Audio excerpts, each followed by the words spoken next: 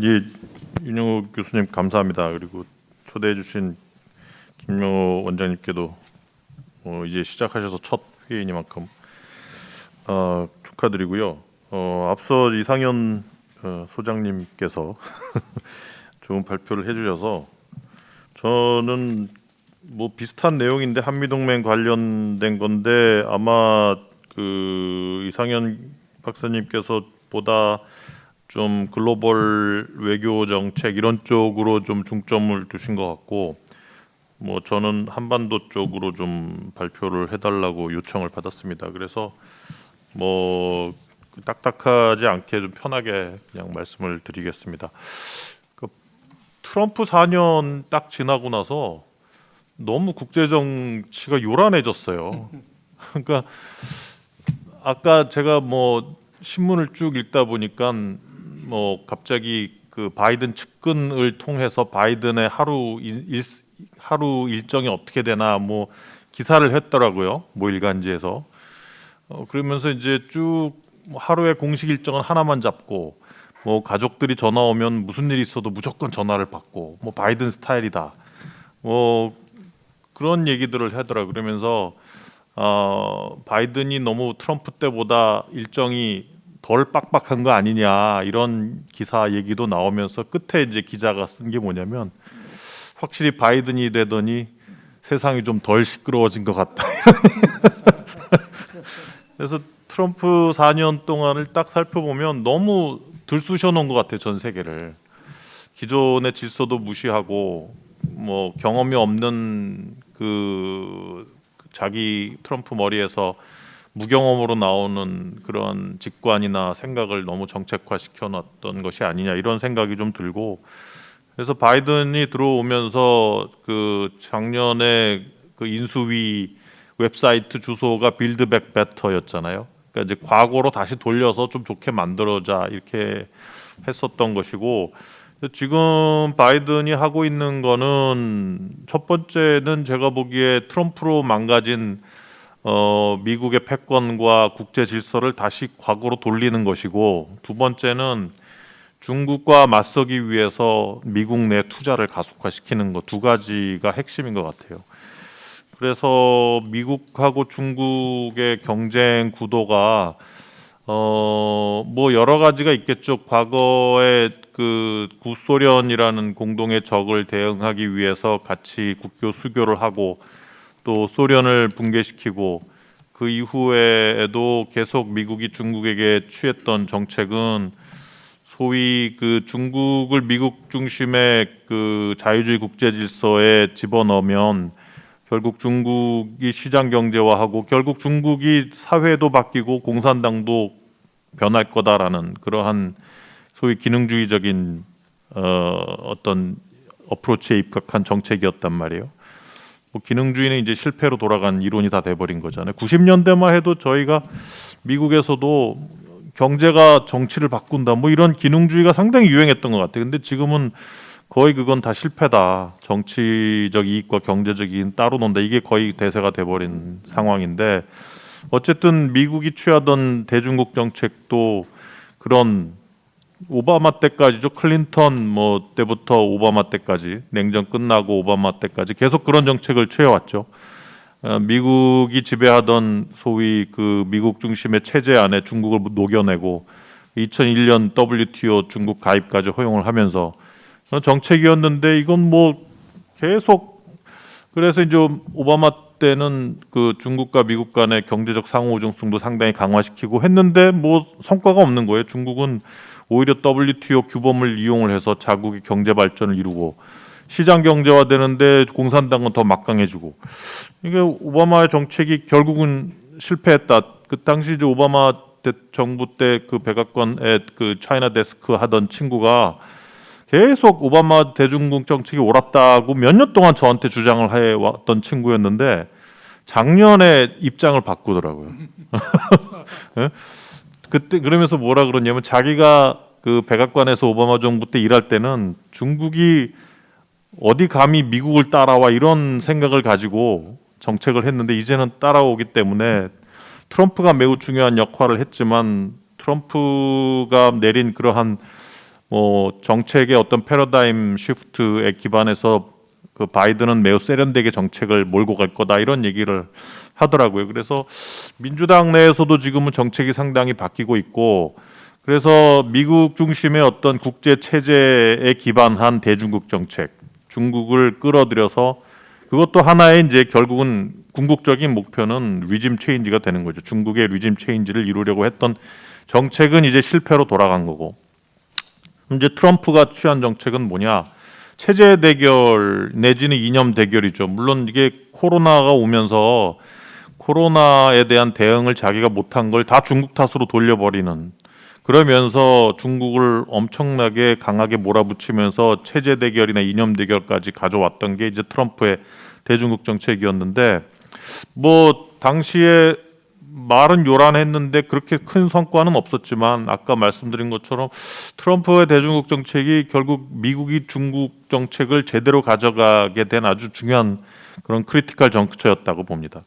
그래서 바이든의 대중국 정책은 뭐 소위 이제 전략 경쟁이라고 아까 이상현 박사님께서도 말씀을 하셨는데, 전략적 경쟁이라고 말씀을 하셨는데, 이 전략적 경쟁이라는 게 그 중국에 대한 미국의 우위를, 총체적인 어떤 국력의 우위를 계속 점해 나가겠다는 거거든요.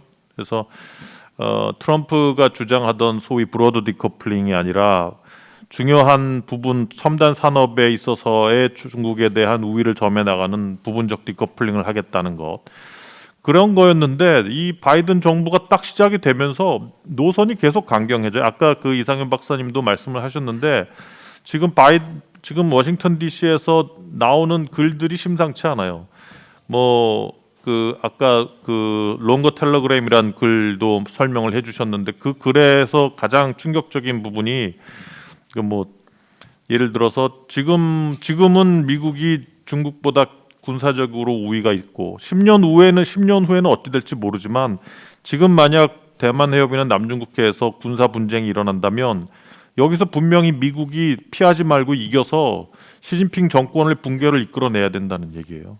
그러니까 지금 DC에서 나오는 그 강경론자들의 얘기가 뭐냐면, 바이든은 순진하게 전략적 우위를 점해 나가겠다고 정책의 방향성을 정했지만 중국의 목적이 그게 아니면 어떡해?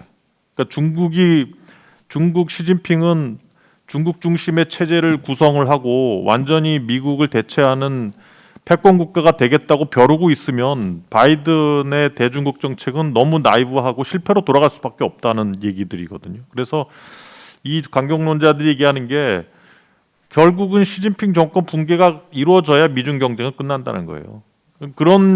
그 만연한 DC 내에서 바이든 정부도 상당히 강경해지고, 왜냐하면 바이든이 거의 뭐 50년 정치인 했던 완전 정치 빠꼼인데 의회 뭐 엘리트 오피니언 이런 거를 들을 수밖에 없는 상황이고, 그래서 이번에 잠정 인터림 NSC 이상현 박사님도 말씀하신 잠정 NSC 보면 뭐 완전히 내용이 다 뭐 체제 대결 나오죠, 포지션 오브 스트렝스 나오죠, 무슨 뭐 홀 오브 거버먼 어프로치, 뭐 내용이 다 트럼프 때 대중 정책 내용이 다 들어갔어요. 그래서 지금 상당히 막강하게 지금 정책이 추진이 되고 있고, 그래서 근데 또 재밌는 거는 이렇게 중국을 몰아붙이고 있는데 아까 말씀을 하셨지만 아까 그 이상현 박사님이 말씀하신 게 끝에 뭐라 그랬더라? 그 동맹국들을 모빌라이즈 해가지고 다자적 관여를 하신다고 말씀을 하셨는데, 그러니까 지금 미국의 GDP가 25%밖에 안 돼요. 중국은 따라오고 있고, 그러니까 혼자 할 수 있는 처지가 아닌 거죠. 냉전 때는 혼자 다 해줬잖아요. 한국한테도 일본한테도 나토에도 그냥 물자며 뭐며 다 지원해줬고, 랜드리스니 뭐니 엄청나게 혼자 퍼줄 수 있는 능력이 됐는데 이제는 안 된단 말이에요. 그러니까 동맹국들을 자꾸 이제 끌어들여서 뭐 중국 견제에 자꾸 활용을 하려고 하고 있는 상태인데, 근데 문제는 뭐냐면 지금 시진핑이 올해 10월이 공산당 창당 100주년이에요. 내년에 또 베이징에서 올림픽이 있죠. 베이징 맞나요? 맞아요. 예. 그리고 또 내년도 가을이 되면 20차 당대회가 있어요. 그게 거기서 시진핑의 세 번째 텀 임기 연장이 결정이 된단 말이에요. 그러니까 지금 시진핑은 자기 정치적 목줄이 걸린 해란 말이에요. 올해 내년이. 그러니까 미국이 강경하게 나온다고 해서 물러설 수가 없는 상황이다. 그래서 아마 올해 내년 동안에 그 미중 간의 충돌이나 경쟁이 매우 격화될 가능성이 있지 않겠나 이런 우려를 좀 해보고, 대북 정책은 뭐 많이 들으셨으니까는 뭐 조정된 실용적인 외교 이런 얘기를 하고, 또 바이든 대통령은 외교와 억지 이런 얘기를 하고, 뭐 단계적 협상 그리고 뭐 스몰 딜 가능성 뭐 이런 얘기들을 하고 있고, 그래서 뭐 근데 특징적인 거는 보면은 뭐 블링컨하고 설리반이 이란 핵합의 JCPO에 그 참여를 했기 때문에 아마도 거기에 해서 자기네들이 사용했던 거를 좀 사용을 하려고 할 것이고, 그러면 첫 번째는 이제 제재 완화 카드를 그 북한의 비핵화에 따라서 사용을 하려고 할 것 같다는 게 첫 번째고, 두 번째는 그 워킹 레벨 톡, 그러니까 실무 협상을 상당히 좀 길게 가져갈 것 같아요. 1년 반 150페이지 합의문을 만들어낸 게 이란 합의였기 때문에 그런 것들, 또 검증 문제를 매우 까다롭게 다룰 것 같고, 이런 것들을 아마 북미 회담에 적용을 한다면 북미 회담이 과연 쉽게 이루어질 수 있을까에 대해서는 조금 의문입니다. 예, 몇 분 남았나요? 괜찮아요. 예, 그 한미 동맹을 보면 글쎄요, 몇 가지 적어놨는데 그렇게 중요한 건 아닌데, 2+2 회의에서 한미 간의 그 입장 차이가 좀 많이 드러나는 것 같습니다. 첫 번째는 그 북한하고 중국에 대해서 위협 인식이 좀 많이 차이가 났다. 이거는 한미 동맹 자체에 대한 좀 문제점이기도 합니다. 저희가 2008년도에 이제 포괄적 전략 동맹으로 동맹을 이제 다시 변환을 시켰죠. 근데 이제 2008년도에 포괄적 전략 동맹화 된 게 이게 냉전 끝나고 처음 만들어진 거예요. 처음. 그러니까 탈냉전이 되고 나서 미일 동맹도 나토도 다 탈냉전 시대에 맞게 전환을 이뤄냈는데, 우리는 그럴 기회가 없었고 2008년도에 이제 포괄적 전략 동맹화를 한 거예요. 그러니까 한반도에만 국한되지 말고, 또 군사적인 면에만 국한되지 말고, 뭐 지역적 글로벌로 확대를 하고, 또 뭐 경제 동맹, 뭐 인적 동맹 이런 걸 확대를 하자는 내용인데, 그래서 이제 2008년도에 그렇게 만들고 2+2 회의를 이제 신설을 했단 말이에요. 지금 2+2 미국이 하고 있는 국가가 호주, 인도, 한국, 뭐 그 세 개, 일본, 그 네 개 국가하고 지금 2+2를 미국이 하고 있으니까. 근데 2010년, 12년, 14년, 16년 하고 끝났나? 18년까지 했나요? 모르겠네. 하여튼 2016년까지 하고 스탑이 돼 버렸어요. 그러니까는 17, 18, 19, 20, 21, 5년 동안 이제 2+2 회의를 못 한 거죠. 근데 이제 2+2 회의는 그 SCM 회의하고 틀린, SCM은 이제 국방장관 회의가담이고, 이거는 주로 국방 분야만 이제 논의를 하기 때문에 한국과 미국이 서로 동맹을 만들고 있는 상태에서 서로 가지고 있는 안보 전략의 방향성이나 이런 거를 논의하는 자리는 결국 2+2 회의거든요. 국방 안보 국방 외교장관 4명이. 근데 이게 안 열리고 있으면서 한미 동맹이 너무 지금 간극이 벌어져 있어요. 그러니까 지금 문재인 정부는 북한은 위협이 아니다 이런 입장이고, 좀 미국은 한미 동맹이 중국 견제해야 된다 이런 입장이에요. 그러니까 완전히 서로 다른 방향으로 뭐 전략적 목적이나 위협 인식이 다 가고 있기 때문에, 이런 상태면은 동맹이 이제 필요가 없는 상태가 돼버린 거예요 지금. 그래서 이번에 2+2 회의를 다시 열게 된 거에 대해서는 아주 매우 중요한 성과다라고 보고, 역시 첫 번째 2+2를 했더니 그간 조율되지 않았던 간극 차이가 너무 많이 보였어요. 그러니까 일단 북한 비핵화, 한반도 비핵화 이런 각기 다른 용어를 쓰기 시작을 했고, 또 위협 인식에 대해서도 서로 다른, 그러니까 이제 뭐 인권 문제, 북한과 중국에 대한 인권 문제를 거론을 하고, 북한과 중국이 위협이다 이런 얘기를 미국은 했는데, 한국 정부는 뭐 그런 거보다는 오히려 북한을 평화 프로세스의 대상으로 삼고 있고, 아까 말씀드렸던 것처럼 이제 미국은 북한의 완전한 비핵화를 얘기를 하고, 문재인 정부는 한반도의 완전한 비핵화를 얘기를 하고, 또 쿼드에 대해서도 계속해서 공식적인 뭐 요청이 없었다. 한국 정부는. 근데 당시 이제 블링컨 장관은 계속해서 이제 조율 중이다 이런 입장을 보였기 때문에 이거 상당히 입장이 차이가 큰데 그랬는데 이번에 정상회담을 보니까 이건 정상회담 얘기를 바로 해야겠다. 정상회담을 보니까 그래도 간극이 상당히 좁혀진 것 같아요.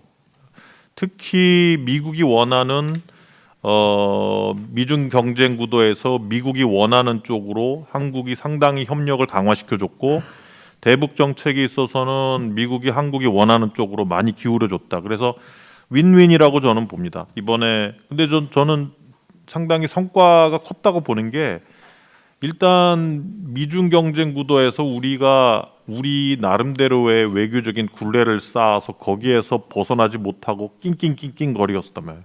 미중 사이에서 끼어가지고. 근데 일단 그 굴레를 외교적인 그 공간을 좀 우리가 박차고 나갔어요 이번에. 그래서 그런 거는 상당히 좀 고무적인 결과라고 봅니다. 우리가 우리의 결과에 맞는 외교적인 지평을 넓혔다. 근데 아시겠지만 그 이후에 중국에서의 어떤 반응, 중국 내에서의 상황을 이렇게 스물스물 들어보면 중국이 고민을 많이 했대요. 그리고 자기 내부적인 딜레마에 빠졌었다 그래요. 왜 그러냐 그랬더니 일단은 시진핑이 아까 말씀드린 국내 정치적인 이유 때문에 이런 상태에 있으면은 강하게 치고 나가야 된단 말이에요. 안 그러면 자기가 국내적으로 수세에 몰릴 수밖에 없는데, 근데 이게 치고 나가자니 애매한 거예요. 일단은 사드 배치 이후에 경제 보복을 중국이 한국한테 했는데 그 이후에 중국이 겪었던 그 여파도 상당히 부정적이었거든요. 그러니까 한중 관계가 상당히 안 좋아졌고 한국 내 반중국 여론이 너무 강하게 일었기 때문에 이제 이런 카드는 중국이 상당히 조심스럽게 쓸 수밖에 없는 카드예요. 그러니까 어젠가 그젠가 보니까 미국 일간지에 뉴욕 타임즈인가 워싱턴 포스트인가, 그러니까 중국이 또다시 한국을 압박하거나 경제 압박을 해버리면 한국은 쿼드에 가입할 수가 있기 때문에 중국이 매우 조심스러워한다라는 기사가 났단 말이에요. 그래서 이런 미중 경쟁 구도에서 이번에 한국의 선택은 뭐 그냥 미국 쪽으로 협력을 강화한다는 그런 의미뿐만이 아니라 미국과 중국 사이에서 우리가 상당히 적극적인 외교를 시작할 수 있는 그런 발판이 됐다는 의미가 있다고 봅니다. 왜냐하면 이제는 중국이 분명히 우리한테 구애할 거예요. 뭐 시진핑이 온다, 뭐 벌써부터 얘기가 많잖아요. 그러니까 좀 적극적으로 북한이 좀 그런 적극적인 외교를 잘하잖아요. 강대국 사이에서. 그래서 뭐 그게 하나고, 두 번째 정상회담 관련해서 말씀드리고 싶은 거는 대북 정책 관련해서 세 가지 선물을 줬어요. 미국이 싱가포르 선언, 판문점 선언, 그리고 스페셜 엔보이 투 DPRK. 이 스페셜 엔보이 투 DPRK가 대북 정책 특별 대표보다 더 높은 자리래요. 미국 애들이 그러더라고요. 몰랐는데. 그리고 근데 이제 과연 이게 지금 우리가 미국한테 준 선물에 비해서 동등한 수준이냐, 그건 잘 모르겠어요. 왜냐하면 판문점 선언 자체는 내용이 아주 디테일하기 때문에 읽으면 대충 다 이제 뭐 양측이 다 이해를 할 수 있는, 남하고 북이 합의를 한 판문점 선언의 내용에 대해서 특별한 이견이 없어요. 근데 싱가포르 선언은 솔직히 무슨 내용이 있나요? 네? 그러니까 북미 간의 새로운 북미 관계 수립, 그리고 또 뭐예요? 한반도의 완전한 비핵화, 평화 체제, 이건데 그게 뭔지 저는 모르겠어요. 그러니까 이제 과연 새로운 북미 관계가 뭔지에 대해서 트럼프하고 김정은이 합의를 한 건지, 그게 뭐냐 말이에요. 내용이 한반도 비핵화, 완전한 비핵화가 도대체 내용이 뭔지. 그러니까는 아마도 한국 정부나 북한이 생각하는 한반도의 완전한 비핵화는 아마 92년 그 공동 한반도 비핵화 공동 선언을 의미할 거라고 저는 생각을 해요. 근데 과연 미국이 생각하는 싱가포르 합의에 나오는 한반도의 완전한 비핵화도 그러할까? 저는 모르겠어요. 얼마 전에 커트 캠벨이 얘기한 거는 보니까 그냥 뭐 한국 남한에 북한에 모두 다 디뉴클리어라이징 해야 되는데 이 정도로 심플하게 디피니션했기 때문에 우리 평화 체제에 대해서도 평화 체제를 계속 이루어가면 그게 결국 한미 동맹의 약화를 이루어낼 텐데 그거를 바이든이 받아들일까? 이런 부분들이 아직 불명확하다는 거예요. 그러니까 이제 그 미국에 있는 관계된 그 인사들하고 얘기를 해보면 그 친구들 하는 얘기도 이런 얘기들이 들려요. 그러니까 싱가포르 데클러레이션은 엠프티한 데클러레이션이다. 구체적인 내용이 없다는 거예요. 그러니까 이러한 게 아주 스페셜 기프트인 건 분명한데 실제로 향후 북미 관계에 대해서 구체적인 거는 전혀 없어 보이는 거죠.